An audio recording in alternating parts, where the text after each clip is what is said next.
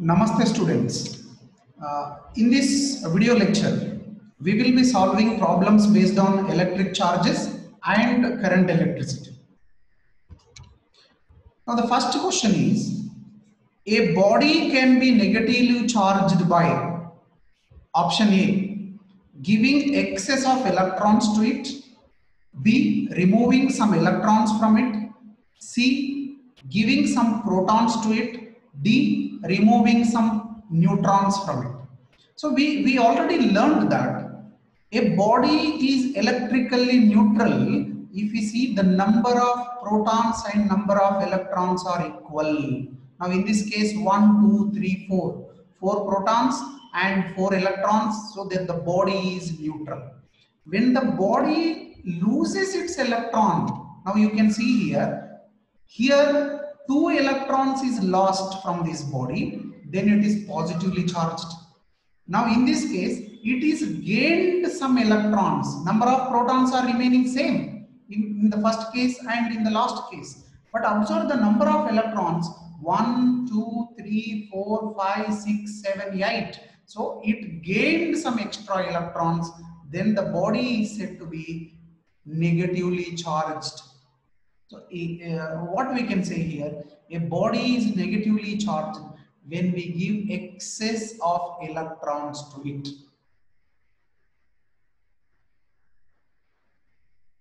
So that is the answer.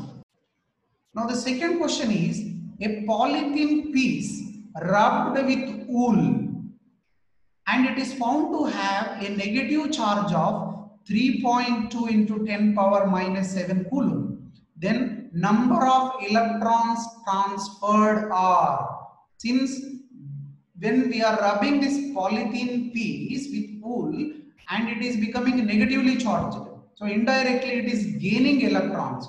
Now the question is, how many electrons are transferred? From where? From wool to this polythene rod or polythene piece. We will solve this problem. Very simple. Now we have a formula. Q is equal to Ne. Charges are quantized. So the formula here we can use Q is equal to Ne. If we use this formula, Q is nothing but the charge and N is number of electrons. So number of electrons equal to Q by E. This is the formula.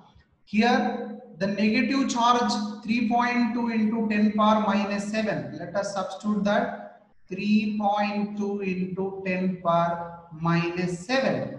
And what does this E represent for us?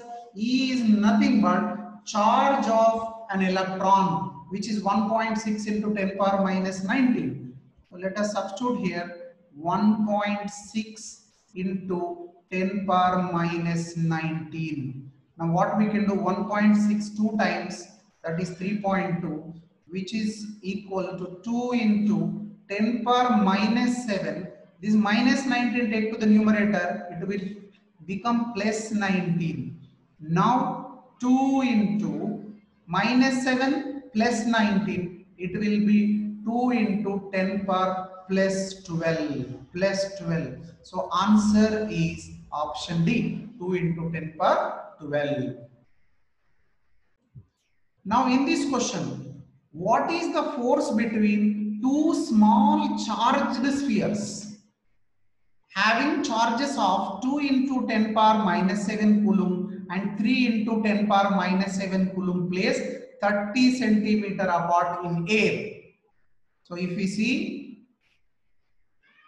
we have two charges, one is 2 into 10 power and another is 3 into 10 power, and they are separated with a distance of 30 centimeter. Now what is the force? So direct formula we can apply here, that is force between two charges. So we have a formula, Coulomb's law. F is equal to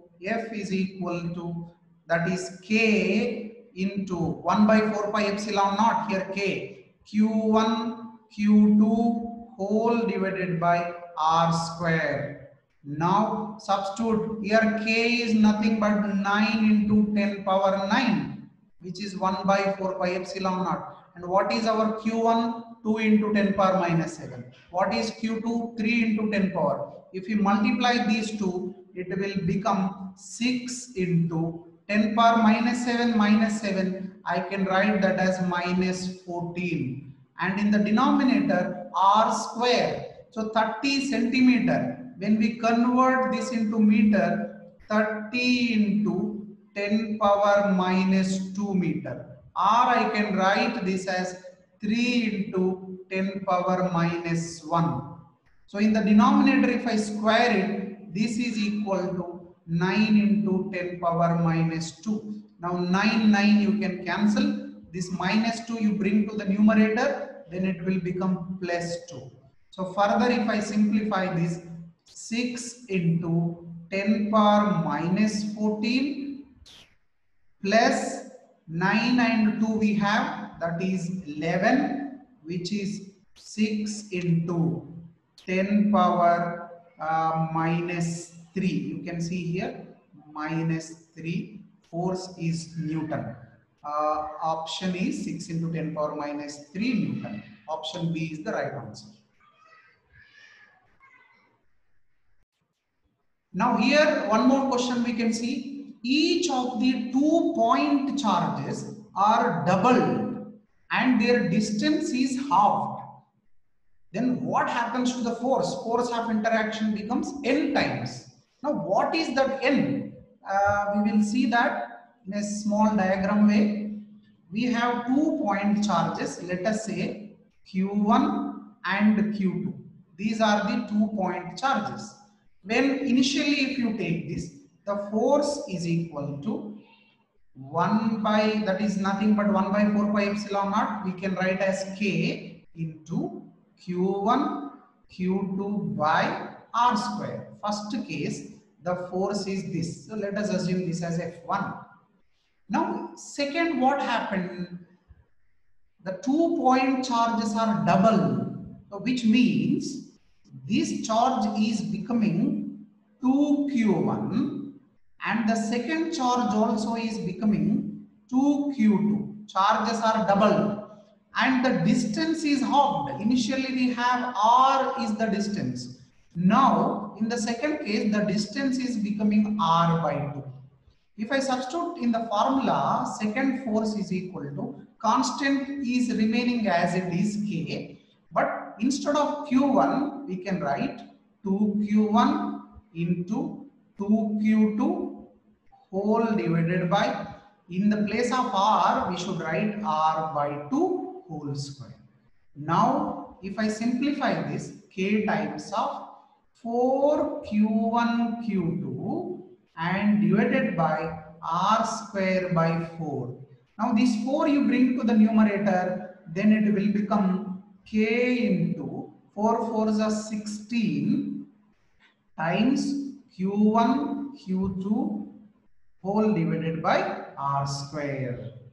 Now further if I rearrange, this can be written as 16 times of F1 because K Q1 Q2 by R square is nothing but my first equation. So indirectly the force is becoming n times that n is equal to 16.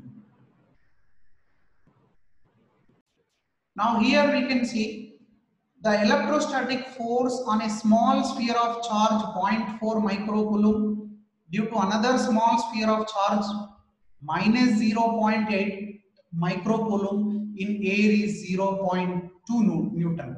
Then what is the distance between these two spheres? Here also directly we can use Coulomb's law. Let us use Coulomb's law. Force, they have given force is equal to 0. Formula is F is equal to K into Q1 Q2 by R square, and we have to find the distance between two charges. These are the two charges. What is the distance? Now simple, since we want distance, let us rearrange this formula. R square is equal to K into Q1 Q2 by F. Now K is 9 into 10 power 9. Q1, Q2, 0.4 microcoulomb, 0.2, one more is 0.8 microcoulomb. So this can be written as 0.4 into 10 power minus 6 into 0.8 into 10 power minus 6. And the force in the denominator is 0.2 Newton. Okay. Now what we can do, this decimal number 0.2 and 0.4, you can write 2 ones are 2 twos are. All right. Now further, if I simplify this, we can write here 9 twos are 18, 18 into 10 power 9 minus 6, and 0.8 can be written as 8 into 10 power minus 7. Further, if I simplify, 18 into 8 into 10 power 9 minus 6 minus 7, that is 9 minus 13 we will get. Yeah, so 9 minus 13, which is equal to 18 8s are, we have to multiply 18 into 8, 10 power 4 minus 4 we are getting here into 10 power minus 4. Now when we multiply this 18 and 8, we will get 144, and 144 into 10 power minus 4. So this is equal to 144 into 10 power minus 4, which is r square. But we want the distance r. R is equal to root over 144 into 10 power minus 4. So if we apply this, then it will become 12 into 10 power minus 2, or indirectly the distance between these two charges r is equal to 12 centimeter. So the option A is the right answer. Now here direct question, we have current density. Observe the options: I into A by I by I square. Now current density is nothing but the amount of current per unit area. So direct, by observing the definition of current density, current per unit area. So that is I by A. Now here we can see Kirchhoff. What this Kirchhoff rule states: the algebraic sum of changes in potential around any closed loop involving resistors and cells in the loop is not equal to 0. The loop is equal to 0, and all the algebraic sum of currents. See, Kirchhoff loop rule is a voltage rule or potential rule, whereas Kirchhoff current law or the first rule is about the current. So directly we can say the algebraic sum of changes in potential around any closed loop involving resistors and cells in the loop is 0. Indirectly we have this formula: summation of EMFs in any closed loop is 0. If we apply this rule, option B is correct.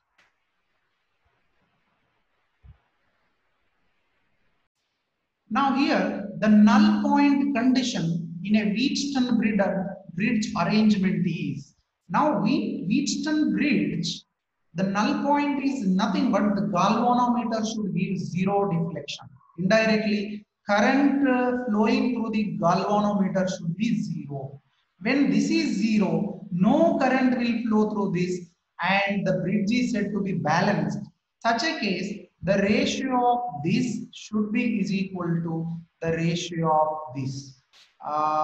So the two arms, if I say R1 by R2 is equal to R3 by R4.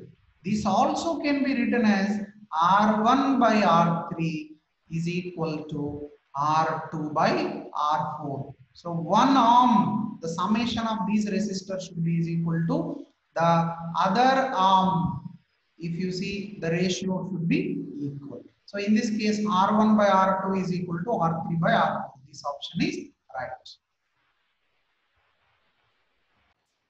So these are the basic MCQs from CBSE textbook or related to the concepts just we learned.